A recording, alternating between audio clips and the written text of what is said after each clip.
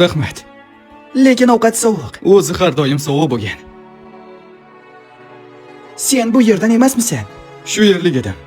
Ancha yillar avval. Dadamning aytishicha men ko'proq mashq qilishim kerak ekan. Yo'q. U oxirgi puliga menga oyoq kiyim sotib olib berdi. Hammasi joyidami? Nega so'rayapsan? Yuzingga qaraganda kattaroq narsani yo'qotganga o'xshaysan. U shunchalik kattamidi? Ha, oxirgi ulkan najot edi. Bu seni aybingni deb bo'ldimi? Hozir men ham bu savolni o'zimga beryapman. Sendan bir narsa so'rasam maylimi? Albatta. Kim bo'lmoqchisan? Mashhur futbolist bo'lmoqchiman. Nega? Oyim xizmatkor bo'lib ishlaydi.